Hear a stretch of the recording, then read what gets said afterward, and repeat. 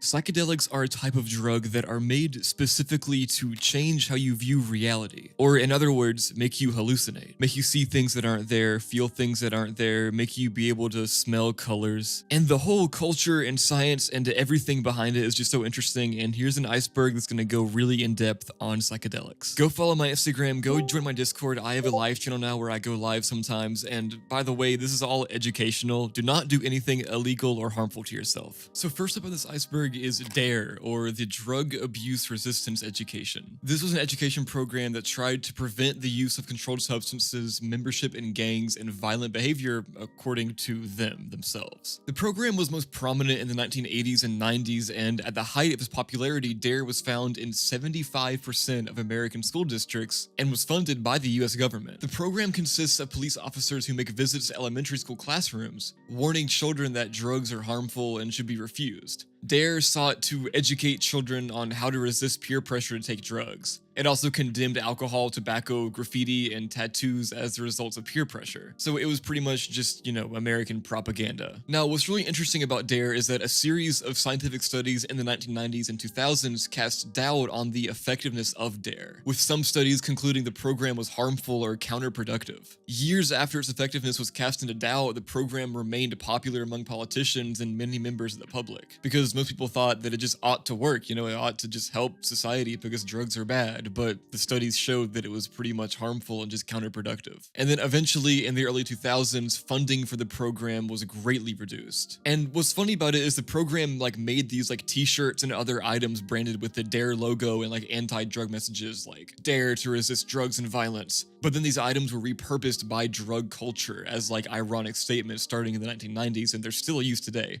You'll still see DARE shirts and DARE stickers and stuff everywhere. Now, I'm not gonna go through every single study they used to show that DARE just wasn't effective, but I will talk about a few. So in 1995, a report to the California Department of Education by Joel Brown, PhD, stated that none of California's drug education programs worked, including DARE. And here's a quote from it. California's drug education programs, DARE being the largest of them, simply doesn't work. More than 40% of the students told researchers that they were, quote, not at all influenced by drug educators or their programs. Nearly 70% reported neutral to negative feelings about those delivering the anti-drug message. While only 10% of elementary students responded to drug education negatively or indifferently, this figure grew to 33% of middle school students and topped 90% at the high school level. And then also what's really interesting and cool about this, and according to this one report, in some circles, educators and administrators have admitted that DARE, in fact, potentially increased students' exposure and knowledge of unknown drugs and controlled substances, resulting in experimentation and consumption of narcotics at a much younger age. And people are just mad that they were using taxpayer dollars for this thing that pretty much was either ineffective or had negative results. And then really quick before I move on, I wanted to point out how in 1998, a grant from the official federal National Institute of Justice to the University of Maryland resulted in a report, and the report concluded that, quote, DARE does not work to reduce substance use. This is crazy that they tried so much. This is just American boomer culture. They tried so hard to reduce drugs and just made it even worse. It's so funny. Set and setting, when referring to a psychedelic drug experience or the use of other psychoactive substances, means one's mindset, which is shortened to set, which is why it's called set, and the physical and social environment, or the setting, which is why it's called set and setting, in which the user has the experience. So set and setting just means the person's mindset and the setting when they're doing the psychoactive stuff. So the set and setting are factors that can condition the effects of psychoactive substances. Set refers to the mental state a person brings to the experience, thoughts, mood, and expectations, while setting refers to the physical and social environment. And then this wording is especially relevant for psychedelic experiences in either a therapeutic or a recreational context, other than medical or torturous. You know what I mean. So the concept of set and setting was observed by the Johnny Appleseed of LSD, Al Hubbard, while he visited mushroom ceremonies in Mexico. Now, due to the importance of setting in early psychedelic therapy, Hubbard introduced a, quote, treatment space decorated to feel more like a home than a hospital. And this came to be known as a Hubbard room. And then in 1966, Timothy Leary conducted a series of experiments with DMT with controlled set and setting. And the aim was to see whether DMT, which had thought to be mostly thought of as just a terror-inducing drug, could produce pleasant experiences under a more supportive set and setting, and it was found that it could. which is why Joe Rogan is the way that he is. Bazinga. And before I move on from this one, because it's kind of boring and just like straightforward, I want to read a little bit of a quote from Timothy Leary that I was talking about, the guy that did the DMT experiment. Here's a quote from him. Of course, the drug dose does not produce the transcendent experience. It merely acts as a chemical key. It opens the mind, frees the nervous system of its ordinary patterns and structures. The nature of the experience depends almost entirely on set and setting. Set denotes the preparation of the individual, including personality structure and mood at the time, while setting is physical, the weather, the room's atmosphere, the people around, the feelings. I just thought that was interesting. I think it gives a really interesting paradigm and perspective on drug use, especially like psychedelic use. Like the drugs are just kind of a key to open it up. A thought loop is defined as the experience of becoming trapped within a chain of thoughts, actions, and emotions which repeats itself over and over again in a cyclic loop. These loops usually range from anywhere between 5 seconds and 2 minutes in length. But again, in these moments, it's so stressful that it feels like a lot longer. And some users have reported them to be up to like a few hours in length. It can be extremely disorienting to undergo this effect, and it often triggers states of progressive anxiety within people who may be unfamiliar with the experience. The most effective way to end a cycle of thought loops is to simply sit down and try to let go. This state of mind is most likely to occur during states of memory suppression, in which there is a partial or complete failure of the person's short-term memory. So certain drugs can do this. This may suggest that thought loops are the result of cognitive processes becoming unable to sustain themselves for appropriate lengths of time due to a lapse in short-term memory, resulting in the thought process attempting to restart from the beginning only to fall short once again in this awful perpetual cycle. Thought loops are most commonly induced under the influence of heavy doses of psychedelics and also dissociatives, which there's some overlap there between psychedelics and dissociatives. We'll get into that later. And now the website I'm getting this stuff from, actually, Psychonaut Wiki, it has some like stories, like user submitted stories of thought loops. So I'm gonna tell 2 of those because I think they're really interesting. And it gives a better like explanation of what it is, but they're just cool stories. So as far as I can tell, these are anonymous, so I don't really know how to shout it out other than just go click the link in the description, then it'll bring you to the website where I got it from. So here's the first one, and it's called First Bad Trip. I took the LSD at around 4:30 p.m. at home with 2 other friends. The house wasn't very clean, and just as the trip started to kick in, I noticed that one of my fish had died, which I think set the mood for death later on. After about 30 minutes, I saw the first effects. I was playing Guitar Hero and it was progressively getting a lot harder to play. In my peripheral vision, I kept seeing people looking at me, which was strange. I started getting bad nausea and had to stop playing. About another hour passed and it was hitting me pretty hard. I kept staring at my friend and asking him what, because I thought he was talking to me when he didn't say anything. One of my other friends started playing a game and I had no idea what was going on. I was stuck in multiple thought loops and just kept getting very confused. I kept asking my friends to explain what was going on. During the peak, I was looking at the crazy amount of geometry and the outline of it just kept expanding. It's hard to explain. I just kept staring at it and eventually it replicated so much it looked like I was in a totally white room with a strobe light in the middle with lasers flashing everywhere. I remember feeling really peaceful, like I was connected to the universe. Also, during this time, when I moved my head, it was like there was a spotlight behind me that pointed wherever I looked, and the lights kept flashing. My memory of this part is bad, and I don't usually get memory loss from tripping. Suddenly, I was in the toilet and I thought my urine was blood. I made my sober friend check and he said it was normal. I started panicking and then I looked at his face. His eyes were huge and black and there was blood pouring out of his mouth and eyes. He was saying to me, "There's no blood," and in my mind I was thinking, what is he talking about? I'm covered in it. I looked at the walls and they turned black. My vision was going black and white and I lost most of my vision. My friend coughed and I saw her coughing up blood. There was just blood everywhere. All over the floor, all over my friends. I tried to call an ambulance, but thankfully my friend took my phone off of me before I was able to. I remember the feeling of just intense fear and panic. It felt like all the blood had drained from my body. I felt my heart and it was beating so fast. I said out loud to my friends, "I'm dying, I'm dead," and they said I was fine and needed to calm down, but I couldn't. I went upstairs to lay down to try to calm myself, but it didn't work. My friend came to check on me and I left my room to go downstairs. Then I said to him, "We're all dead." In my head, we had all overdosed. Even after I stopped panicking, the fear of death persisted throughout the night and I was just waiting for it to end, so I knew I wasn't going to die. Even though this was a bad trip, I'm glad I had it, as I think it will help reassure me that I'm not dying if I were to have those thoughts on, again, a later trip. Oh my god, that's scary. It's scary. It's scary. See, that's what I was talking about with the setting. Like, The LSD didn't do that to him. It was just that his fish died and his mind was going places. It's crazy. I have one more story about this. This one is called a Carpet Shop Hell. This one is from a female aged 21. And this is another one about a dead fish. Last week, I found one of my friend's fish dead on the filter. This week, the other one was dead, so that kind of set the mood for the rest of the night. I took the first tab at about 1:30, the second one at around 4. I started to feel the first effects at around 3, but I was losing track of time by then, so I just took another tab for the sake of it. By this time, the ceiling was spinning, and it was just the usual geometry visuals, pretty mild, until my friend who was playing Guitar Hero started to vape in front of me. I felt like I could see every particle of the vape, and it was raining on me. It felt like light was reflecting off each tiny particle of vape. Even after he stopped vaping, I could see smoke everywhere, and it was clouding my vision pretty badly. I think maybe 1 or 2 hours passed on this, and after the first onslaught of weird visuals, I decided to order some food. Also at this time, everything was sticky and slimy. I thought maybe I was sweating a lot, but I wasn't, but it made things like eating chips hard because they felt like slime. Also, pause on the story right here. It says crisps, right? So this is some British person, but I'm not gonna check out my live on screen right now. You can just double tap the screen, but here's a clip. At all. Now, how do you feel that you're on a call with a 17-year-old? I don't feel weird because I'm not.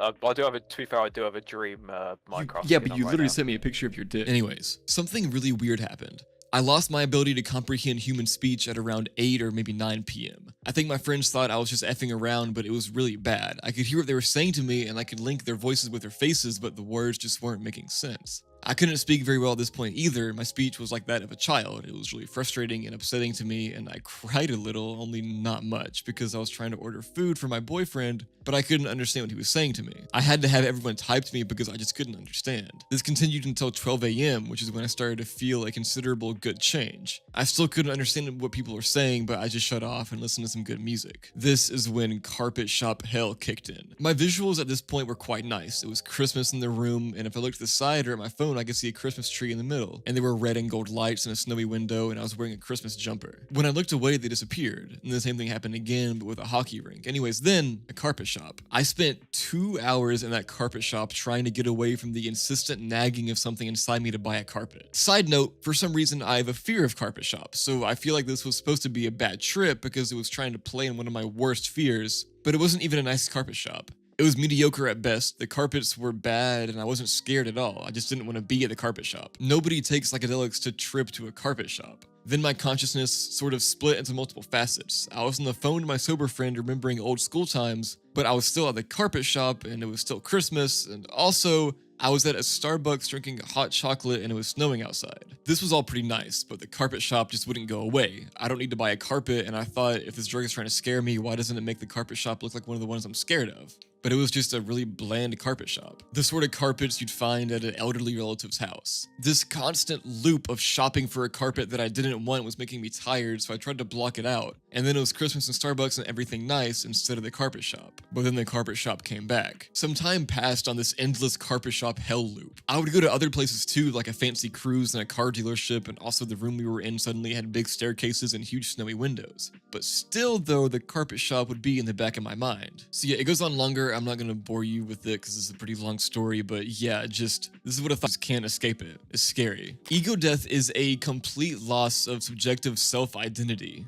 Ego death refers to a profound and often transformative experience where the usual sense of self or identity is temporarily diminished or completely lost. This experience is commonly reported during high doses of psychedelics like LSD, mushrooms, and DMT, as well as over-the-counter medications like DXM that you can trip on. It can lead to a feeling of merging with the environment, other people, or the universe as a whole, and often results in a perspective that is less centered on the individual and more connected to a broader, often more spiritual sense of existence. This experience can be both enlightening and disorienting, deeply affecting one's understanding of the self and the world. Now, remember that Leary guy I was talking about earlier? Him and some other science people, Metzer and Alpert, define ego death, or ego loss as they call it, as part of the symbolic experience of death in which the old ego must die before one can be spiritually reborn. They define it as, quote, complete transcendence, beyond words, beyond space-time, beyond self.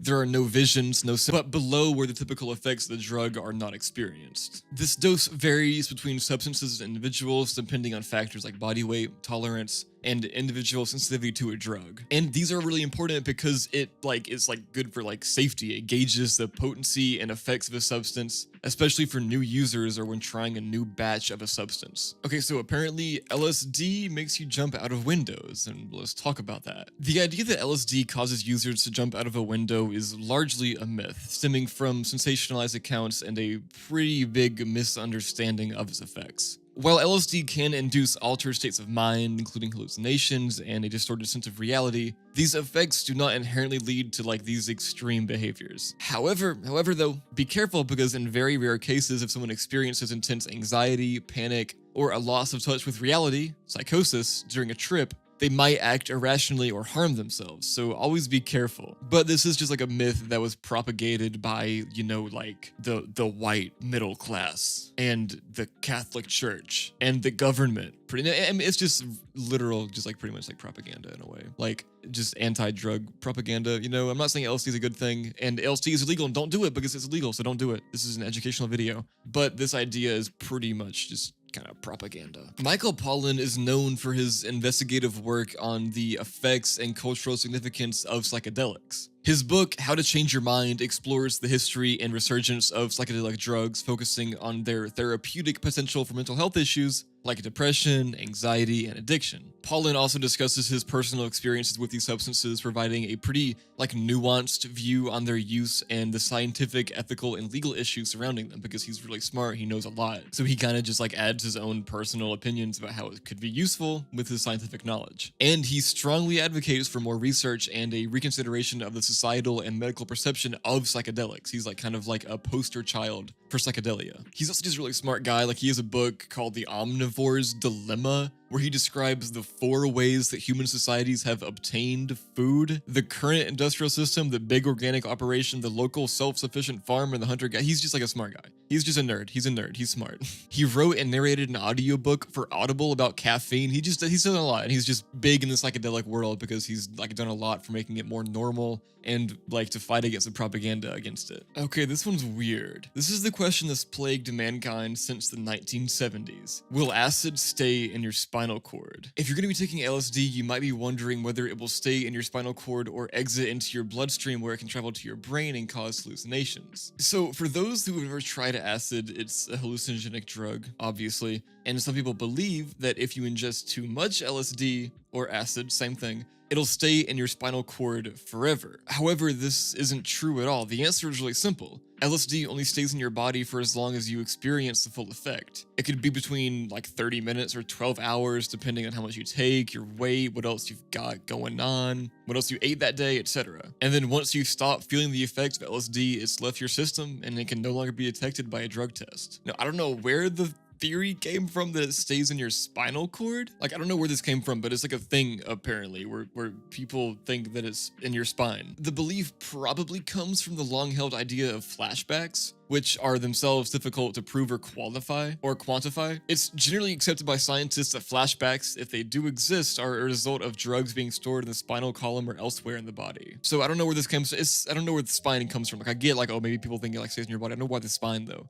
Do people think there's drugs in your spine? Is that a thing, bro?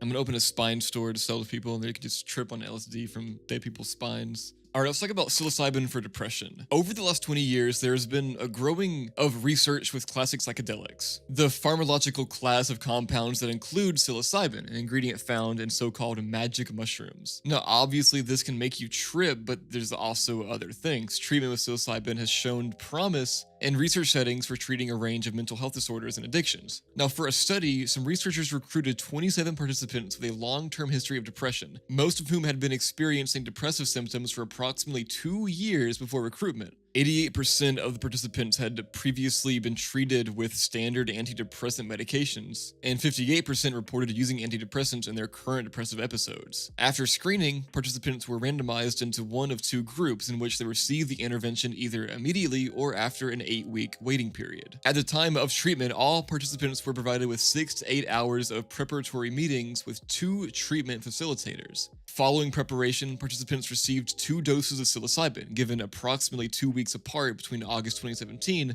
and April 2019 at the Behavioral Biology Research Center at Johns Hopkins. Participants returned for follow-up 1 day and 1 week after each session, and then at 1, 3, 6, and 12 months following the second session. The researchers reported that the psilocybin treatment in both groups produced large decreases in depression, and the depression severity remained low 1, 3, 6, and 12 months after treatment. So yeah, psilocybin can actually help reduce depression, especially in microdoses that you don't trip on. You know, it's still a psychedelic drug even if you're not tripping on it. Speaking of microdosing is a technique for studying the behavior of drugs in humans through the administration of doses so low or subtherapeutic that they're unlikely to produce whole body effects, but high enough to allow the cellular response to be studied. So it's basically just taking a little bit of a drug. However, when we talk about psychedelics in particular, it's a little bit different. Psychedelic microdosing involves consuming subthreshold doses or microdoses of psychedelic drugs like LSD and psilocybin to potentially enhance energy and emotional balance and creativity and problem-solving abilities, and also to address anxiety, depression, and addiction.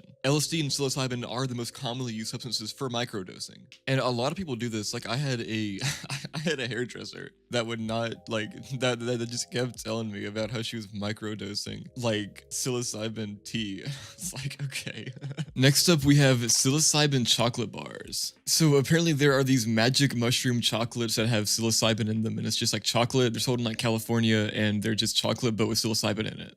And celebrities like Gwyneth Paltrow and Prince Harry are touting the benefits of psilocybin. And in December of 2023, a lab tested 24 magic mushroom chocolate bars purchased in the Bay Area and found that 8 of the bars contained a lab-made synthetic drug called 4-ACO-DMT instead of the natural mushroom compound that the consumers thought they were getting. So even when psilocybin is being sold legally, it's still you're getting it's getting laced with stuff.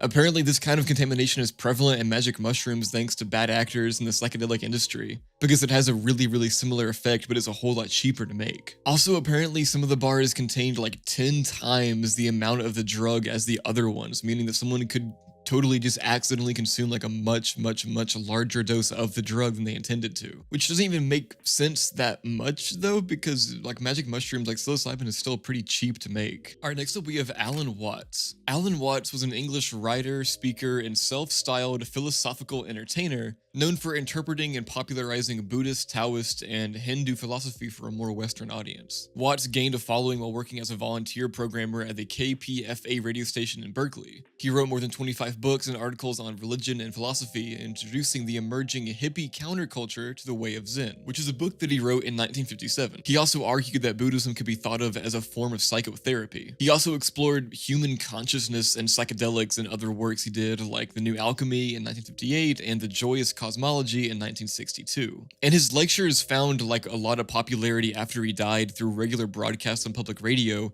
especially in California and New York. And also more recently on the internet on YouTube and stuff and Spotify. So Watts wrote about a mystical dream he experienced when he was ill with a fever as a child, and during this time he was influenced by Far Eastern landscape paintings and embroideries that had been given to his mother by missionaries returning from China. The few Chinese paintings Watts was able to see in England riveted him, and he wrote, quote, "I was aesthetically fascinated with a certain clarity, transparency, and spaciousness in China and Japanese art. It seemed to float." And these works of art also really emphasize the relationship between people and nature and how people are a part of nature, which was a theme that was pretty important throughout his life and through his career. And by his own assessment, Watts was imaginative, headstrong, and talkative. He was sent to boarding schools, which included both academic and religious training from early years. And of the religious training, he remarked, quote, "Throughout my schooling, my religious indoctrination was grim and maudlin."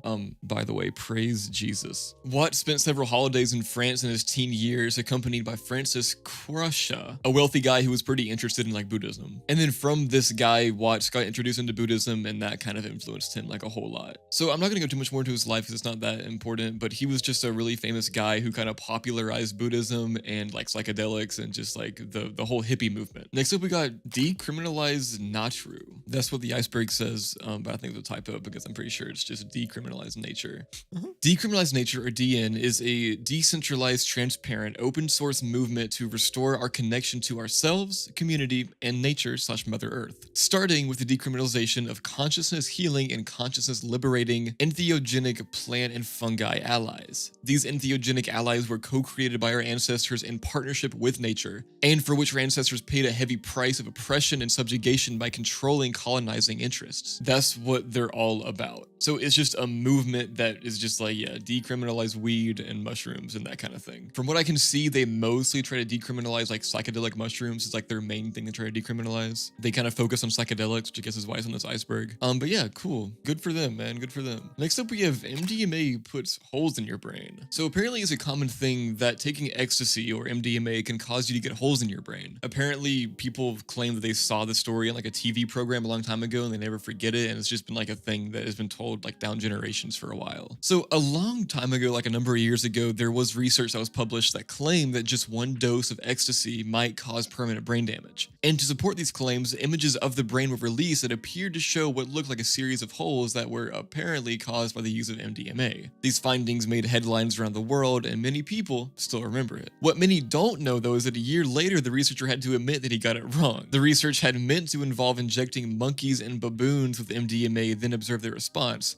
But somehow a powerful amphetamine was used instead, and to make matters worse, extremely high doses of that amphetamine was used. So the research is complete bogus. MDMA affects serotonin levels in the brain. Serotonin is the feel-good transmitter, the love transmitter, a chemical affecting things like mood, appetite, and sleep. Animal research has found that MDMA can damage the brain cells that produce serotonin, and for that reason, MDMA is regarded as a neurotoxin. But there's great debate about what this damage actually means. Like, some people believe that a change in the brain does not necessarily mean that it has to be bad. Others believe that it could result in people experiencing long-term problems like anxiety and depression. Overall, MDMA is not very healthy and it can have really bad effects on the brain long-term, research has shown, but it doesn't make holes in your brain, and the research that you might have heard about it could be totally wrong. So be careful. Next up, we got turn on, tune in, drop out. Turn on, tune in, drop out is a counterculture era phrase popularized by Timothy Leary in 1966, which we already talked about that guy a bunch. This guy's going to come up a lot. In 67, Leary spoke at the Human Being, a gathering of 30,000 hippies in the Golden State Park in San Francisco,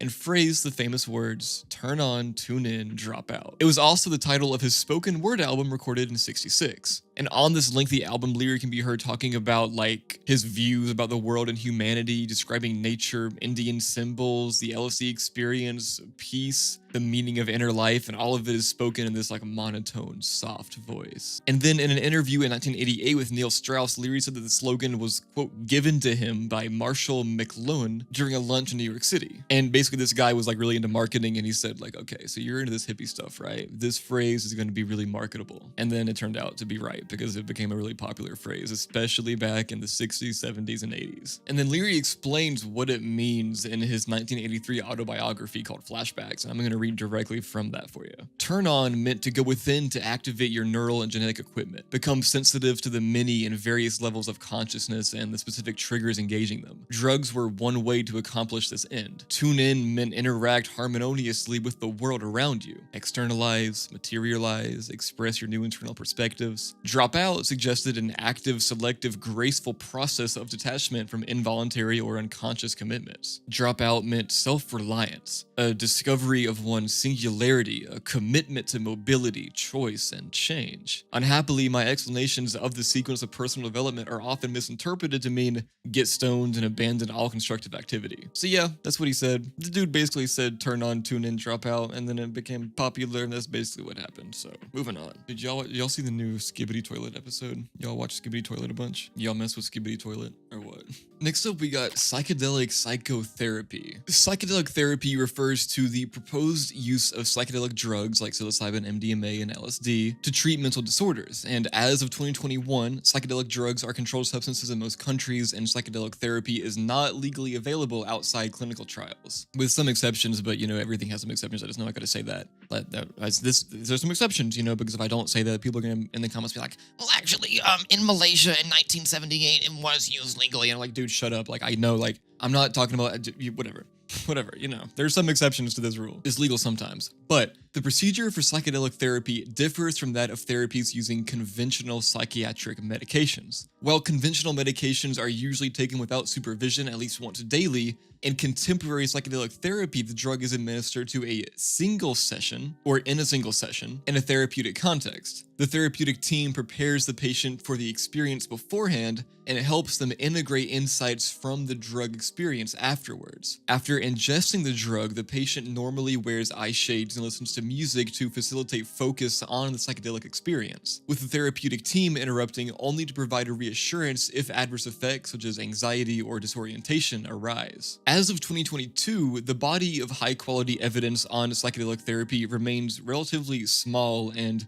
more larger studies are needed to reliably show the effectiveness and safety of these therapies. On the basis of favorable early results, ongoing research is examining proposed psychedelic therapies for conditions including major depressive disorder, anxiety and depression linked to terminal illness, and post-traumatic stress disorder. And the US is kind of getting doing some good progress here, because the United States FDA has granted, quote, breakthrough therapy status to psychedelic therapies using psilocybin and MDMA. And what that means is it expedites the assessment of promising drug therapies for potential approval. It just says okay, yeah, this might be real, so we're not going to be too mean about it, pretty much. So humans have long consumed psychedelic substances derived from cacti, seeds, bark, and roots of various plants and fungi. Since ancient times, shamans and medicine men have used psychedelics as a way to gain access to the spirit world. Though Western culture usually views the practice of shamans and medicine men as predominantly spiritual, elements of psychotherapeutic practice can be read into the entheogenic or shamanic rituals of many cultures. Shortly after Albert Hofmann discovered the psychoactive properties of LSD in 1943, Sandoz Laboratories began widespread distribution of LSD to researchers in 1949. Throughout the 50s and 60s, scientists in different countries conducted extensive research into experimental chemotherapeutic and psychotherapeutic uses of psychedelic drugs. And then again, I told you it's going to come back up. Researchers like Timothy Leary felt psychedelics could alter the fundamental personality structure or subjective value system of an individual to great potential benefit. Beginning in 1961, he conducted experiments with prison inmates in an attempt to reduce them coming back, trying to make them better people so they wouldn't come back to prison. And he did this with short, intense psychotherapy sessions. They were administered psilocybin during these sessions weeks apart, with regular group therapy sessions in between.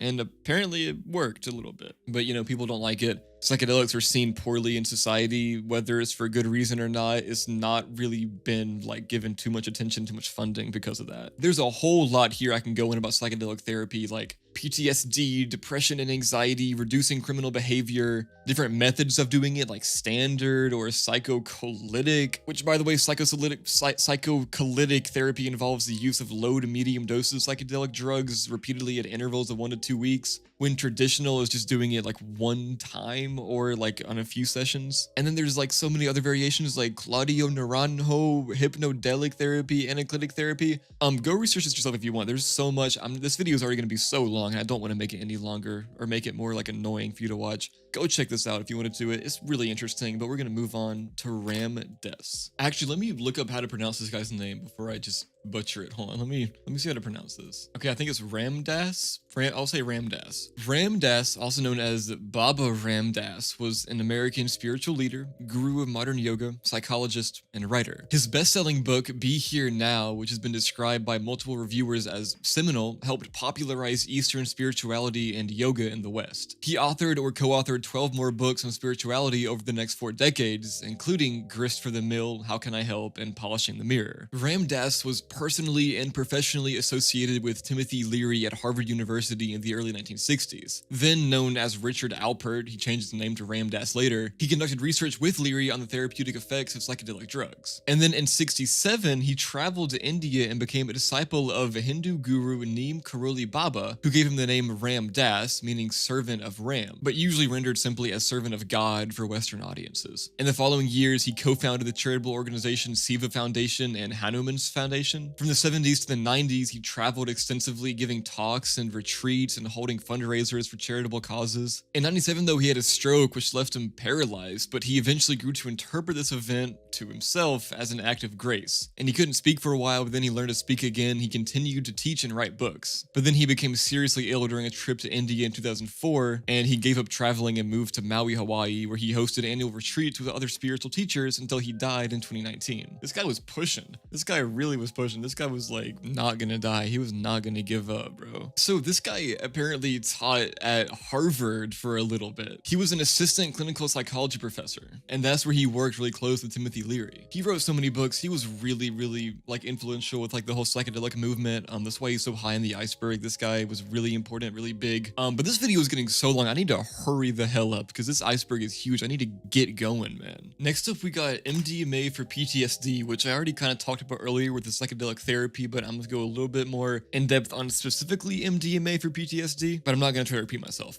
So MDMA is known as ecstasy or Molly. It's a psychoactive drug. It's a stimulant and it releases chemicals in your brain to give an energizing effect, heighten your senses, and boost emotions like self-awareness and empathy. Now, experts are tapping into MDMA's effects as part of therapy for severe PTSD, which actually affects nearly 3.5 US adults, which is kind of crazy. PTSD happens after someone goes through a traumatic event like a serious accident, sexual abuse, injuries, or war. Memories may pop up as flashbacks or nightmares and force some people to relive terrifying moments. Severe PTSD can also lead to suicide. Now, there's no medicine that like specifically treats PTSD like in like the world of like, you know, psychiatry, but some medicines may ease the symptoms of it. Treatments like talk therapy and cognitive behavioral therapy can also help, but almost a third of people drop out of therapy and up to 58% still have PTSD symptoms after they finish, and this is where MDMA comes in. Experts have found that when people with PTSD are given a certain amount of MDMA in a clinical setting, it helps them to open up so that they can work through the traumatic event. MDMA itself, though, is not approved for legal use because of its history as a recreational drug with the potential for harm, abuse, and addiction, but since 2017, the FDA has deemed the drug's beneficial effects on PTSD symptoms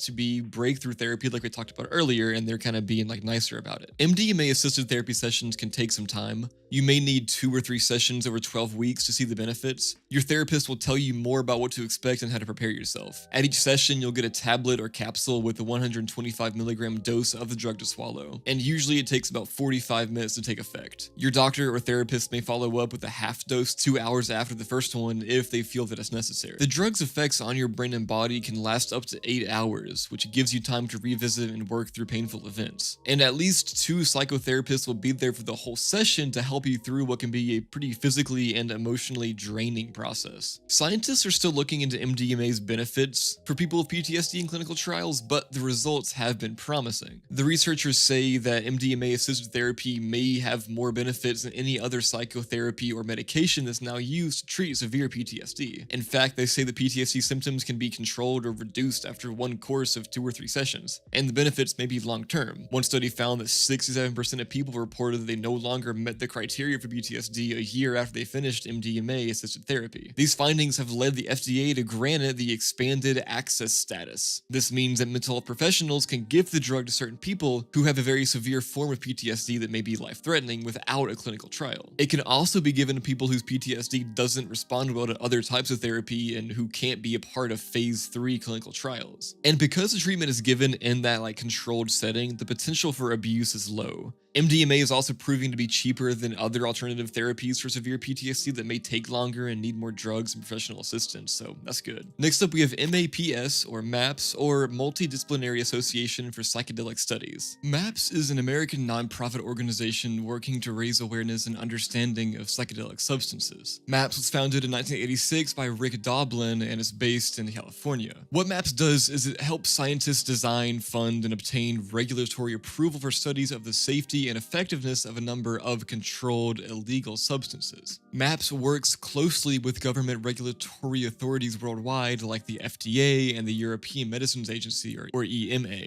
and they want to ensure that all of its sponsored research protocols conform to ethical and procedural guidelines for clinical drug research. And some examples of what they do is MDMA for the treatment of PTSD, LSD and psilocybin for the treatment of anxiety, headaches, and depression, cannabis for PTSD, and a whole bunch of other stuff. So yeah, this is just like the official agency, the official association that works with actual governments on getting certain like psychedelics legalized and used for like good reasons like therapy and stuff. But they have had a few bad things, some controversies. Like in 2022, a video of MAPS therapists spooning and pinning down a clinical trial participant in a trial for MDMA for PTSD emerged after it got leaked. And following treatment, one of the therapists sexually coerced the patient, and the patient moved to live with the therapist for 2 years. I don't know, man. I don't know nothing. I'm just reading some stuff online. Don't talk to me about this, but it looks kind of bad.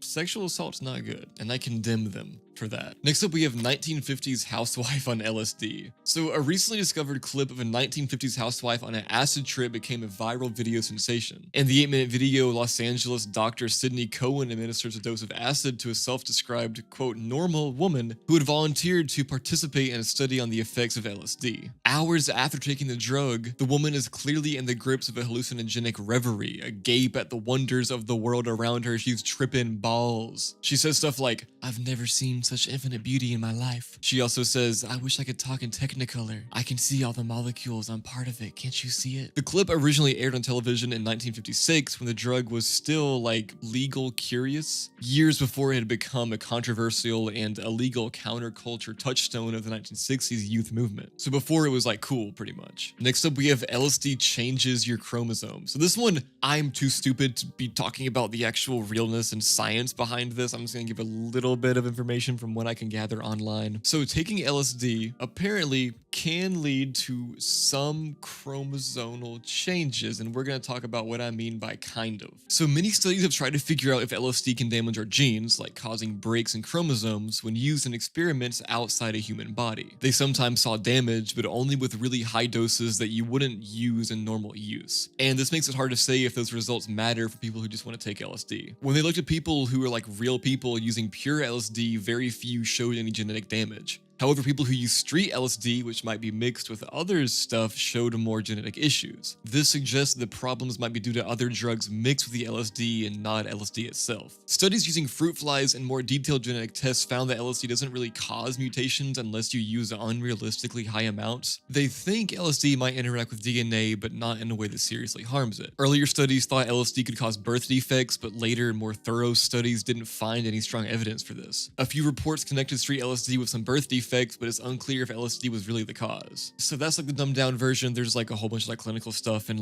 research, science class type stuff if you want to look into it. Again, all my sources and stuff are in the description. Just go click on that iceberg link. And yeah. All right, changing to layer 2 now, we have transpersonal psychology. So transpersonal psychology is an area of psychology that seeks to integrate the spiritual and transcendent aspects of the human experience within the framework of modern psychology. In 1968, Abraham Maslow was among the people who described transpersonal psychology as a, quote, fourth force in psychology. Early use of the term transpersonal can also be credited to Stanislav Grof and Anthony Sutich. Transpersonal means beyond personal. Basically experiences where the sense of identity or self extends beyond the individual or personal. And that's where the trans beyond personal. So in a nutshell, transpersonal psychology dives into how we relate to the deeper spiritual part of ourselves and how this influences our mental health and personal growth. So imagine your mind like a house, right? Most psychology focuses on the rooms we live in daily, our thoughts about school, work, and relationships, or the living room, bathroom, and kitchen. But transpersonal psychology is interested in the attic or basement, where we might store deeper or spiritual experiences, like moments of profound connection with nature, feeling part of something larger than ourselves, or deep meditative states. Or you can also say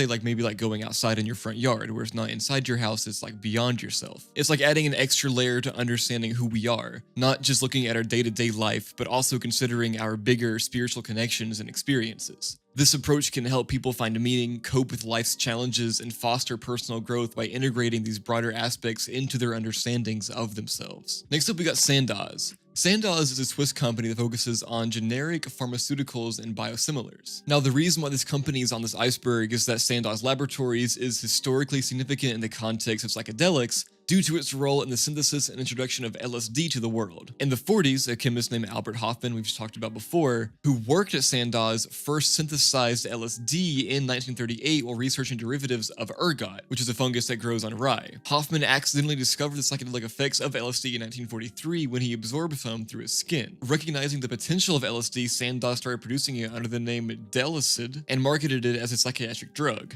They believed that it could be useful for understanding and treating mental disorders by stimulating a sense of psychosis. LSD was provided for free to medical and psychiatric researchers to explore its clinical applications, and This led to a wide range of research into its therapeutic benefits, contributing significantly to the fields of psychiatry and psychology during the 50s and 60s. And that's why it's known as Iceberg, it made LSD pretty much. Next, we got sacred geometry. Sacred geometry refers to the set of geometric shapes, patterns, and proportions that are often considered to have symbolic and spiritual significance throughout various cultures and historical periods. Now, when under the influence of psychedelic substances, many users report seeing vivid, intricate geometric patterns. These patterns can appear to be infinitely complex and are often described as fractal-like, which means infinite, resembling structures that manifest naturally in the world, such as the arrangement of leaves, the pattern of snowflakes, or the spirals of galaxies. Which makes sense because all drugs do is they activate parts of your brain, so it makes sense that things in nature will just appear in your brain because your brain is from nature. Now, for many, these geometric visions are not just random, but they carry a deep symbolic meaning. In various spiritual traditions, specific geometric patterns are seen as representations of the underlying structure of reality itself. The flower of life, a pattern consisting of multiple evenly spaced overlapping circles that form a flower-like pattern, is found in many parts of the world and is believed to represent the cycle of creation. The Sri Yantra, composed of interlocking triangles, is used in Hindu worship and meditation as a symbol of the union of the divine masculine and feminine. Now, in therapeutic settings, the experience of sacred geometry can lead to profound revelations and insights. Participants might feel a sense of awe or spirituality, which can be pivotal in these therapeutic breakthroughs, especially for those dealing with conditions linked to a lack of meaning or existential distress.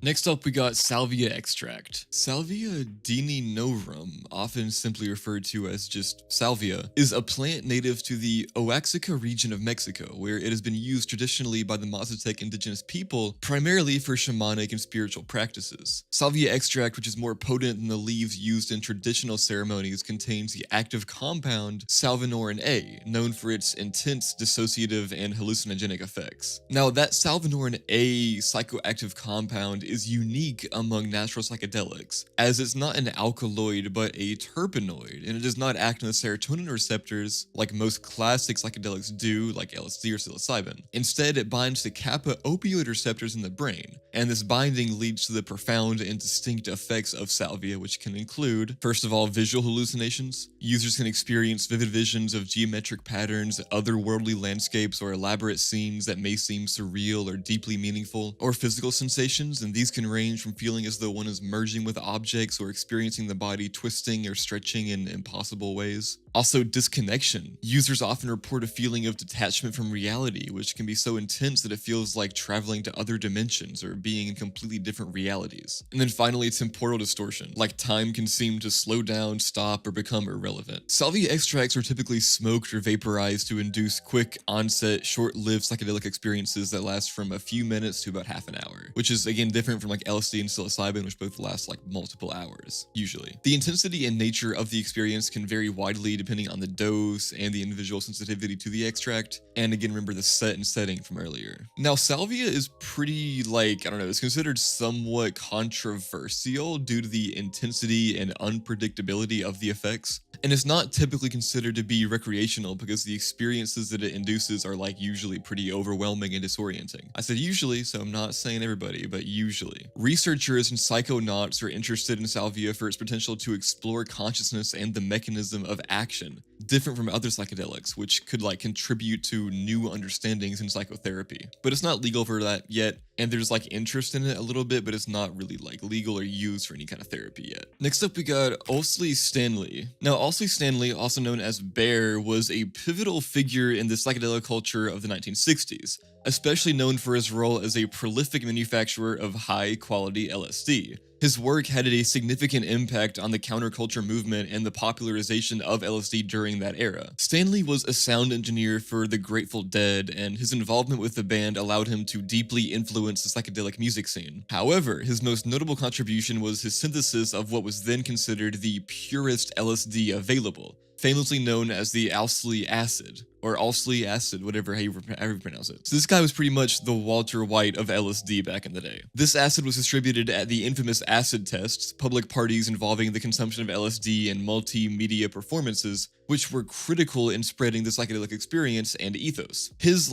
meticulous approach to LSD production stemmed from his strong belief in the, transformative power of psychedelics, which he thought could profoundly alter human consciousness. Stanley's products were rumored to be of such high quality that they set the standard for psychedelic purity at the time. His work not only influenced the recreational use of LSD, but also its use in experimental and therapeutic settings, which made it like a lot more accepted in society, and it like contributed to like a broader like understanding of LSD. Now, beyond his chemical endeavors, Stanley was also an innovator in audio technology, developing high fidelity sound systems and recording techniques that captured the dynamic sound of the Grateful Dead. So I'm just saying that because he was really cool with LSD, but he's also just like a cool guy with like sound and stuff. He was just a cool guy. This guy Bear, oh yeah, Bear, cool guy. Next up we got John Lilly. John C. Lilly was a pioneering neuroscientist and psychoanalyst, best known for his work with dolphin communication, human consciousness, and his invention of the isolation tank. And also, since we're in a psychedelics iceberg, his most notable contributions include his experimental work with LSD and ketamine. Lilly's isolation tanks were designed to cut off all external stimuli, creating a pure state of sensory deprivation, where individuals could explore the deeper aspects of their psyche without distraction. Lilly's experiments with psychedelics began in the 60s during a time of cultural and scientific exploration of these substances. He was a pioneer in using LSD and later ketamine to probe the consciousness, often conducting experiments on himself. He believed that these substances could provide insights into the human mind that were unavailable through conventional research methods. His work pushed the boundaries of what was scientifically accepted at the time, where he blended it's interesting, like it was like a lot of like scientific inquiry, like rigorous like scientific work, but he also blended it with like his own personal exploration of the substances. His interest in interspecies communication also led him to study the communication patterns of dolphins, theorizing, kind of funnily, but I don't know, kind of cool, that the effects of LSD could bridge the communications gap between humans and dolphins. Now, this part of his research, while controversial, underscored his broader vision that psychedelics could expand not only the human consciousness, but also our understanding of other intelligences on the planet and how it could like connect us all. This guy was really into like new age thinking. He was very progressive, but he was also kind of crazy, and you know, he was kind of like a kook, bruh. Not like in a bad way, like he was smart as hell. He was just like doing like weird stuff. He was like the Kanye West of his generation, okay? He was like the Kanye West of his generation for psychedelics. Next up, we got Nixon lied about drugs. Richard Nixon's presidency marked a pretty significant turning point in US drug policy, notably with the declaration of the War on Drugs in 1971. This policy shift was grounded in a political strategy rather than purely public health or scientific assessments of drug dangers. He was just trying to do it like for the politics. So Nixon's approach to drugs, particularly his harsh policies towards marijuana and psychedelics, was influenced by political calculations aimed at disrupting his like enemies in politics and not at actually like trying to save the public or like promote public safety. Which, I mean, yeah, duh, you know, politics, dude, politicians suck, bro. Politicians will do anything for themselves. Like, I feel like so many of the laws about these kinds of things are like, I mean, your personal opinions on them aside, I feel like it's like politicians are just making laws, you know, and pushing for laws because it'll help them like get voted in again. It'll help them. Anyways, I'm not gonna talk about politics on this video.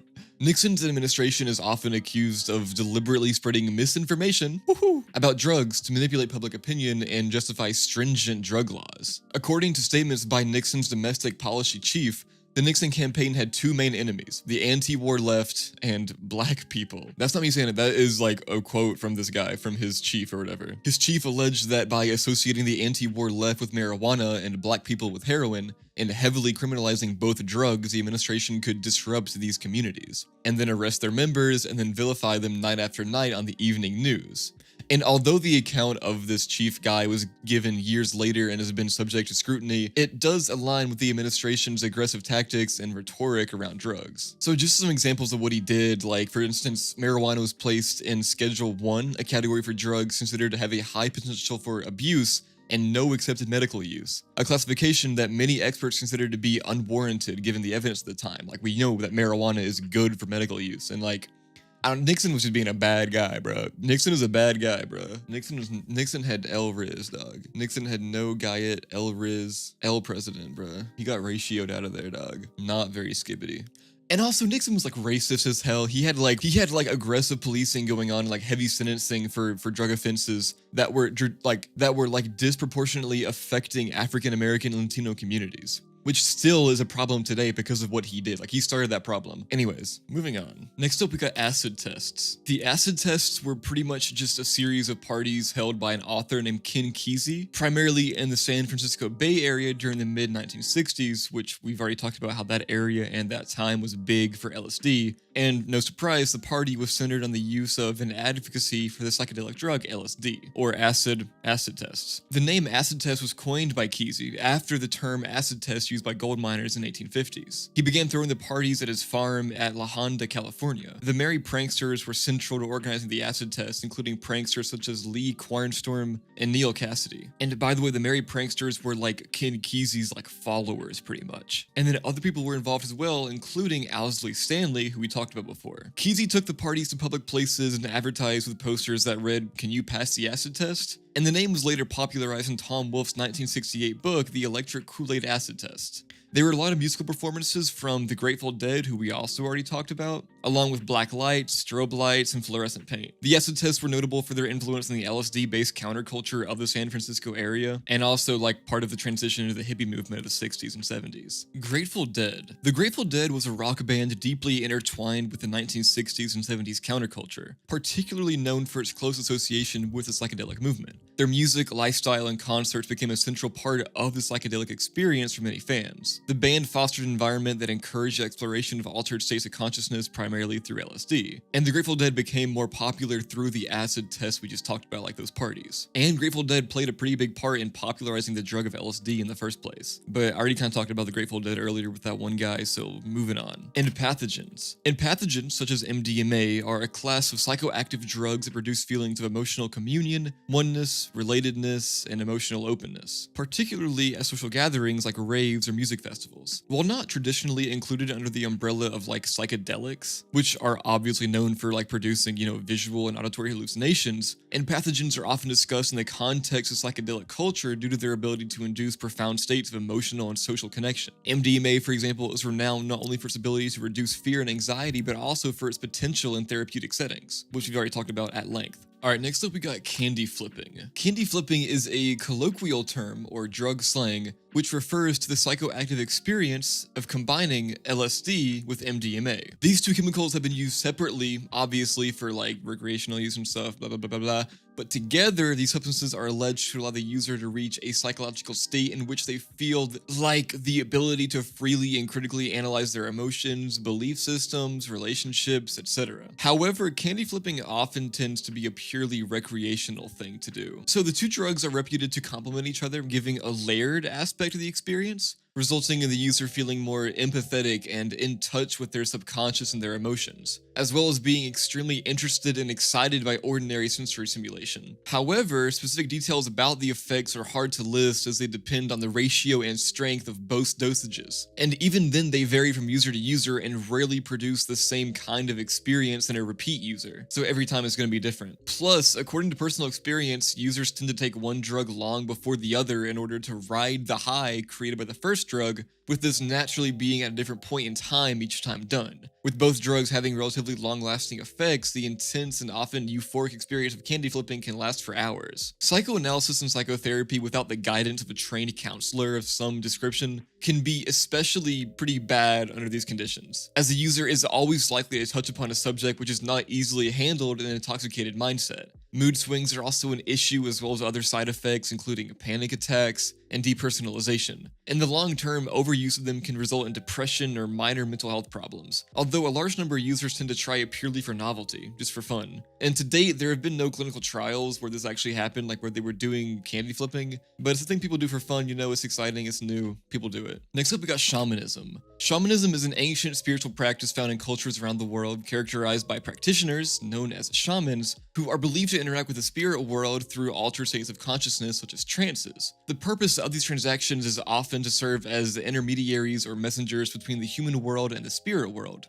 enabling healing, guidance, and conflict resolution within their communities. Shamans enter altered states of consciousness in several ways, including drumming, dancing, fasting, and the use of psychedelics. In many cultures, natural psychedelics such as like peyote, psilocybin, and ayahuasca are used specifically to induce visions and spiritual journeys. These substances are revered as sacred medicines that open the mind to other realms and deeper understandings of reality. The roles of a shaman are diverse and vital to their communities. They may include healing the sick, divining information, guiding souls in the afterlife, and ensuring the community's harmony with the spirit world. Healing practices may involve banishing supposed evil spirits, retrieving lost souls, or channeling energies from the spirit world. Shamanism is deeply embedded in the cultural fabric and historical traditions of many indigenous people, including those in Siberia, the Amazon, North America, and Africa, so it's pretty wide, but yet they use that stuff. Next up, we got I'm God, which is possibly in a state of psychosis or being very high. One believes they can be God, I guess, is the only thing I can really find about this one. Next up, we have serotonin syndrome. Serotonin syndrome is a potentially life-threatening condition that results from an excess of serotonin in the body. It can occur due to the use of certain drugs, including some types of antidepressants, and, importantly for what we're doing here, certain psychedelics. In the world of psychedelics, the risk of serotonin syndrome is particularly relevant when these substances interact with other medications that a person could be taking. Serotonin syndrome is most commonly associated with the use of serotogenic drugs, that is, drugs that increase serotonin levels in the brain. Many classic psychedelics like LSD and psilocybin act primarily on serotonin receptors. They're not typically direct causes of serotonin syndrome on their own because they primarily just mimic serotonin rather than increasing its levels. However, the syndrome can occur if these psychedelics are taken in conjunction with other drugs that affect serotonin levels, such as SSRIs, or selective serotonin reuptake inhibitors, or MAOIs, monoamine oxidase inhibitors, which are both types of antidepressants. The symptoms of serotonin syndrome can range from mild to severe and include high body temperature, agitation, increased reflexes, tremor, sweating, dilated pupils, and diarrhea. In more severe cases, symptoms can escalate to confusion, irregular heartbeat, seizures, and unconsciousness, which can be fatal if not treated properly. Prevention of serotonin syndrome primarily involves being cautious about drug interactions. It's important for individuals using psychedelics, especially in a therapeutic or exploratory context, to be aware of the risks and to manage the use of other medications. It's kind of scary. It's kind of scary, man. Be careful. I mean, don't do illegal drugs anyways, obviously, but safety first, guys. Safety first, always. Yeah. Next up, we got the DMN, or the Default Mode Network. The Default Mode Network, or the DMN, is a group of brain regions that typically show higher activity when one is at rest and not focused on the external environment, hence default mode. This network is involved in various internal mental processes such as daydreaming, self-referential thought, which is thinking about oneself, and rumination. It's closely linked to constructs like the sense of the self and the continuity of one's personal history. The DMN plays a critical role in psychedelics because of its apparent deactivation or reduction in activity during psychedelic experiences. Substances like LSD, psilocybin, and DMT have been known and shown to disrupt the typical functioning of the DMN, which correlates with the subjective feeling of ego dissolutions that many users report. The sensation of a blurring or loss of boundaries between oneself and the outside world is what this means pretty much. The temporary lowering of DMN activity during psychedelic experiences is thought to enable a kind of reset of brain activity patterns, particularly beneficial for individuals suffering from conditions like depression, anxiety, and PTSD. These conditions are often characterized by rigid patterns of negative thinking and the overactivity or hyperconnectivity of the DMN. By disrupting these fixed patterns, psychedelics can provide a new perspective that can lead to significant and sustained improvements in mental health. So basically, these videos are kind of hard to do sometimes because so many of the concepts are scientific, and I want to give you guys a real scientific overview of what these things mean, but I also want it to be just dumbed down and make sense, so I'm trying to give a balance of that. So basically, the DMN, part of your brain that makes you connected to yourself, part of your brain that's just when nothing's going on, you're thinking about yourself and your own little environment, and then that kind of goes away and is less active when you're on psychedelics. So that's why you feel so removed from yourself. That's part of why you feel so removed from yourself. Next up, we got thumbprinting. Thumbprinting is a term that refers to an extremely high dose method of ingesting LSD. The name comes from the practice of pressing one's thumb into pure crystalline LSD and then licking it off. This method results in the consumption of an extraordinarily large amount of LSD, far exceeding the typical doses used for recreational or even therapeutic purposes. And this practice isn't really I think people do. It's more of a legend in the community, often discussed in the context of profound, intense experiences that can lead to extended trips, but people don't really do it that much. It's kind of just a thing that's it's a known concept, but it's not something people do regularly. Next up, we got hippie flipping. Hippie flipping refers to the combination of MDMA and psilocybin, which is used to produce a synergistic effect. This combination is used to merge the empathogenic effects of MDMA which typically again include feelings of euphoria, closeness, and emotional warmth, with the more introspective and hallucinogenic experience of psilocybin. The rationale behind hippie flipping is to use the MDMA to reduce the initial anxiety and discomfort that can sometimes accompany the onset of a psilocybin experience, potentially leading to a more positive and introspective trip. Users report the MDMA helps in navigating the psychedelic experience with a more grounded sense of love and connection, which can be especially useful during the introspective peak of the mushroom effects. Peyote is endangered. So this is just about how peyote, which is a cactus that contains psychoactive alkaloids, particularly mescaline, is endangered right now. Currently in South Texas, peyote grows naturally but has been over-harvested to the point that the state has listed it as an endangered species. Cultivation is an important conservation tool for this particular species. So yeah, it's actually going bad, you know, gotta keep that. Gotta save that stuff, man. Next up, we got lemon tech. Lemon tech refers to a method of consuming psilocybin mushrooms that is believed by some users to enhance the effects. The technique involves grinding the mushrooms into a powder and soaking them in lemon or lime juice before drinking it. The acidic environment of the juice is thought to partially convert psilocybin into psilocin, the active psychedelic compound that is normally converted by the stomach's acids already. So it like pre-digests it. This pre-digestion process is supposed to mimic what happens in the stomach, potentially leading to a quicker onset and more intense experience. Advocates of lemon teching suggest that because the conversion happens outside the body, the onset of the psychedelic effects can occur faster and feel stronger compared to eating raw or dried mushrooms. Additionally, this method is said to potentially reduce some of the gastrointestinal discomfort that can accompany mushroom consumption. However, the experiences and benefits can vary widely among individuals, and scientific validation of these effects is pretty limited. Next up, we got Summer of Love. The Summer of Love refers to the summer of 1967, when as many as 100,000 people converged on the Haight-Ashbury district of San Francisco. The event was characterized by a widespread embrace of the hippie ethos, which emphasized peace, love, and communal living. Psychedelics, particularly LSD, played a central role in this movement, as they were used widely within the community to explore altered states of consciousness and to break away from the conventional norms of society. The Summer of Love became a defining moment in the 1960s counterculture, serving as a focal point for the major social shifts of the era, including the anti-war, civil rights, and free speech movements. Psychedelics were credited with fostering a sense of oneness and spiritual connection, and the legacy of the Summer of Love influenced music, art, and literature, and it was pretty impactful. Next up, we got male-female therapy, DYAD, and I'm just gonna read the abstract from this. It's like a scientific experiment they did. It's a study. This investigation examined the relationship between gender, client-therapist, and client-therapist DYAD, and various psychotherapy-related variables for clients with mood and/or anxiety disorders. In several instances, both client and therapist gender predicted treatment, retention, and psychological symptom changes during 3 months of therapy. In general, female clients were more likely to advance beyond the initial intake assessment and also complete 3 months of therapy. Conversely, male clients were more likely to withdraw from therapy after the initial intake assessment.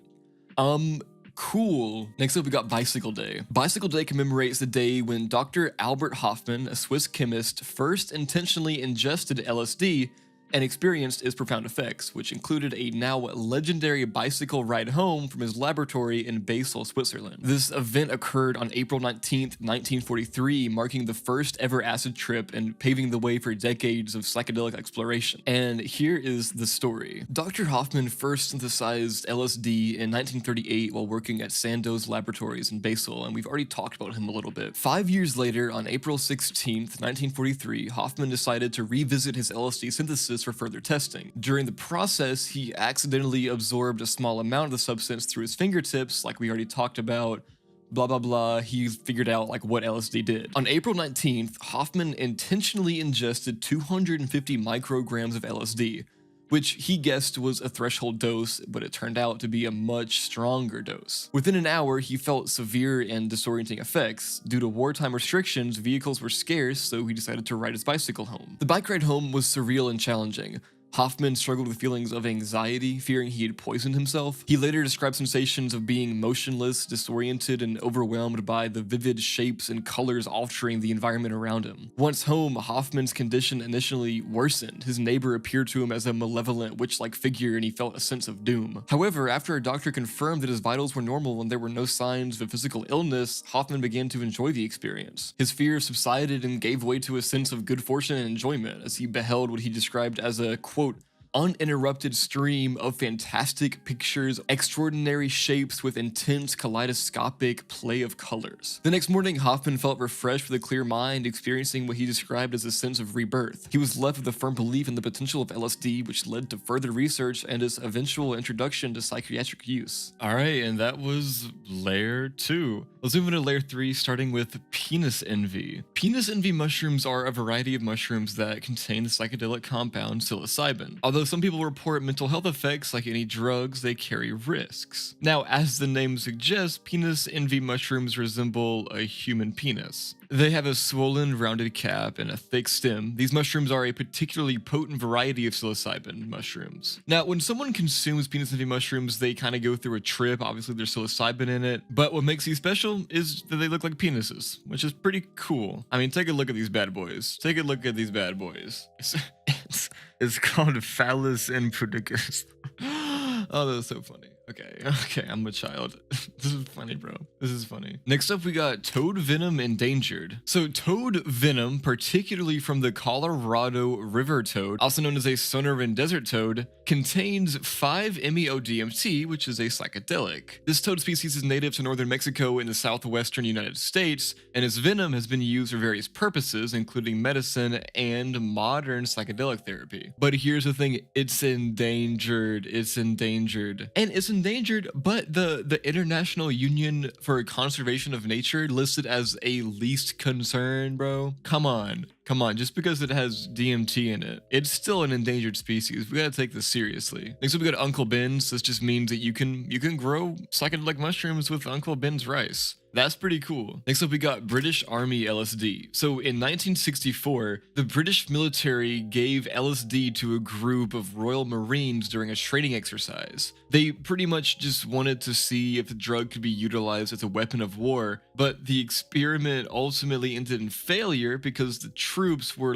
unable to effectively complete many of their tasks. And here's a video of this happening. It's kind of funny. Next up, we got soma. The term soma comes from ancient Vedic culture in India and has fascinated historians and people for many years. It refers to a mysterious ritual drink whose precise identity has been lost to time. This drink was highly celebrated in the Rig Veda, one of the oldest religious texts, which praises soma for its invigorating and possibly psychedelic and psychoactive effects. Soma was integral to the religious practices of the ancient Indo-Iranians, used by priests and worshippers to achieve heightened states of consciousness, which were believed to bring them closer to the gods. The hymns of the Rig Veda suggest that soma was not only a substance of great importance, but also defied as a god himself. There has been much speculation about what soma actually was, with various candidates proposed based on textual interpretations, ethnobotanical parallels, and the geographical distribution of plants. One of the most popular theories is that it was ephedra, this is a plant that's known for its stimulant properties due to its compound ephedrine. This theory is supported by the fact that a similar substance called hawama was used in ancient Persian culture and has been identified as ephedra. Another theory is that it is fly agaric mushroom. This theory suggests that soma was a hallucinogenic mushroom, supported by descriptions of soma's effects, which align with the psychoactive properties of these fly agaric mushrooms. And then also it could have just been a combination of plants. A lot of people think. We're not really sure. Next up, we got DMT breakthrough. A DMT breakthrough is often described as one of the most profound experiences someone can undergo while using psychedelics. It's an event marked by an intense, almost immediate shift in perception that many users feel catapults them into a completely different reality, far beyond the everyday sensory experiences that we're all accustomed to. Now, when someone smokes or vaporizes DMT, the onset of the psychedelic experience occurs within moments. The intensity can be overwhelming, as users often report entering a world filled with vibrant colors and intricate geometric patterns. Now, these aren't really static though, or just they're experienced as deeply immersive, multidimensional, and constantly moving. It's as if one is viewing the inner workings of a kaleidoscope that's alive though, is moving with it. Now, Among the most intriguing and frequently discussed aspects of DMT breakthrough are the encounters with beings or entities. These beings vary pretty widely in description, from alien-like figures and ancestral spirits to complex, indescribable forms. They often interact with the user, conveying messages through non-verbal communication that feels profoundly meaningful. The nature of these entities and the reasons for their presence are widely debated, but they still remain like a pretty central feature of the DMT experience. Now, another significant component is the experience of ego dissolution. This is where the usual boundaries that separate oneself from the universe begin to dissolve. It's a state where personal identity, the self-concept, and external reality blend together. Many describe this as a form of death and rebirth, a sensation that can be terrifying, liberating, or deeply peaceful. It confronts users with the impermanence of their own existence and often leads to insights about the interconnectedness of all things. Now, the emotional depth of DMT breakthrough really can't be overstated. The feelings encountered can range from overwhelming bliss to intense fear, often depending on the nature of what's being experienced and one's personal mindset and environment at the time of the trip. The emotional roller coaster is usually tied to the content of the visions and the interactions with the entities. Users often come away from a DMT breakthrough feeling that they've touched a level of reality that is more real than real, a pretty common description that really underscores the profound impact of the experience. This sensation of encountering a hidden truth about the universe can leave a lasting impression on one's understanding of life, death, and existence. Next up, we got man who injected magic mushrooms. A man brewed a tea from magic mushrooms and injected the concoction into his veins. Several days later, he ended up at the emergency department with the fungus growing in his blood. The man spent 22 days in the hospital, with 8 of those days in the ICU,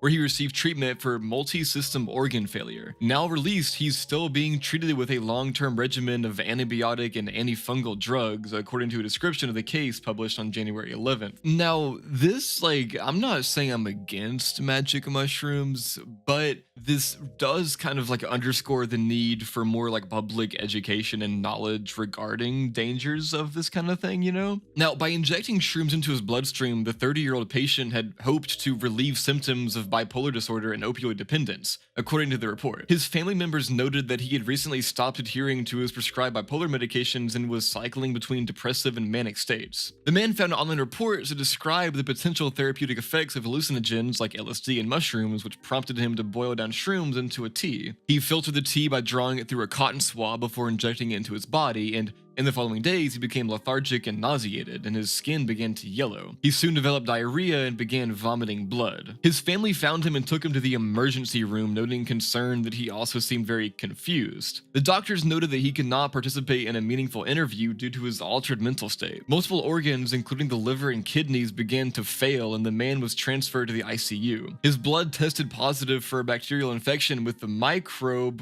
is the magic mushroom one. So basically it just means that it was now growing in his blood. Now, in addition to antibiotic and antifungal drugs, the man needed to be placed on a ventilator after he experienced acute respiratory failure, where fluids build up in the air sacs of the lungs. Thankfully, the patient survived this ordeal and was later discharged from the hospital. Research suggests that psilocybin may be a promising treatment for depression that we've talked about already, but a bad trip can trigger anxiety, fear, and confusion, blah, blah, blah. And also, if you put it in your blood, bro, it's not gonna end well for you.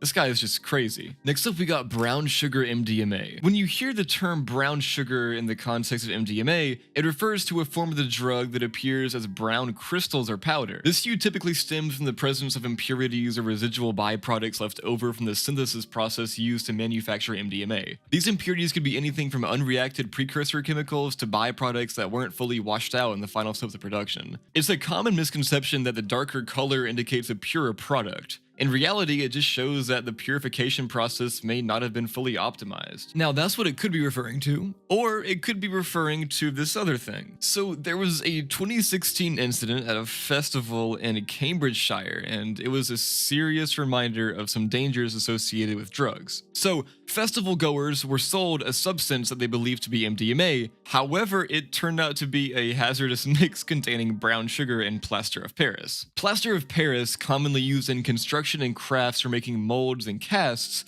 is absolutely not intended for ingestion. It's composed of gypsum plaster, which can harden rapidly when mixed with water, potentially causing severe blockages and damage if ingested, posing pretty serious health risks, including chemical burns to the gastrointestinal tract. The mixture with brown sugar, presumably intended to mimic the appearance and texture of certain street drugs, highlights the deceitful practices that they were like, that was going on. This is crazy this actually happened. I mean, it could be referring to this. I don't even know. All right, and that's layer 3 just about over. This video is already getting super long, so if you guys want to see a part 2 to this video where I cover the rest of this iceberg, I'm about halfway through right now, and if you guys want to see me cover the rest of this, let me know in the comments. This video gets, let's say, 500,000 views, okay? I'll do a part 2. Let me know, guys, you know, share this around if you want a part 2, but this video is just way too long right now. I don't want to put out like a 4-hour long video. Who wants to watch that, guys, right? Who wants to watch that? All right, but I hope you guys enjoyed this one. Let me know in the comments again if you want a part 2. Everybody have a good night, all right? Sweet dreams, guys.